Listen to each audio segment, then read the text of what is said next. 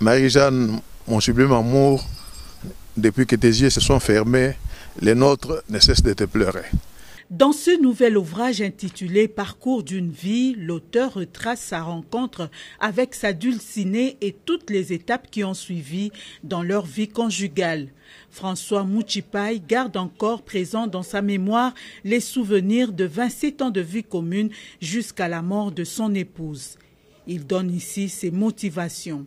Il s'agit de « Parcours d'une vie ». C'est un livre qui n'est pas aussi jeune que ça.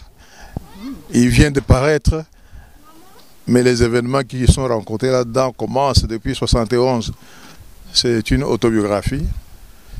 Et je me suis dit, nous n'avons rien à lui offrir, pas moyen de construire un mausolée, mais au moins que son nom puisse aussi être connu par les arrière-enfants, ne fût-ce qu'à travers un support comme un livre.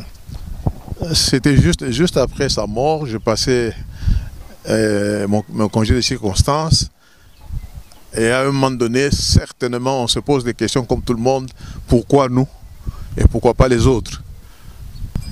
J'ai pris une lettre, j'ai commencé à écrire à Ngaloula Marie-Jeanne, lettre de protestation. Il dit, pourquoi tu nous as fait ça?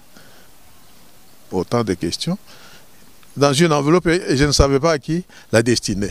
Et puis j'ai déchiré. Et le lendemain, j'ai commencé à écrire comment ça avait commencé. Les fiançailles, comment on s'était rencontrés juste au moment où c'est un coup de foudre ou quoi. Et c'est parti. Et c'est parti. Partager son expérience dans cette autobiographie est pour lui une façon d'immortaliser son épouse et promouvoir les valeurs familiales, valeurs que l'auteur tient à transmettre à la jeune génération. Perdre un être cher est dur et perdre un conjoint c'est très dur car on se sent amputé d'une partie de soi. Parcours d'une vie est un livre à recommander aux fiancés, aux mariés et aux veufs. Bref, pour assouvir la curiosité de toutes les générations.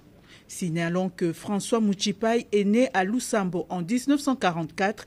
Il est ingénieur des télécommunications. Aujourd'hui, directeur chef de service chargé des ressources humaines des cliniques universitaires de Kinshasa.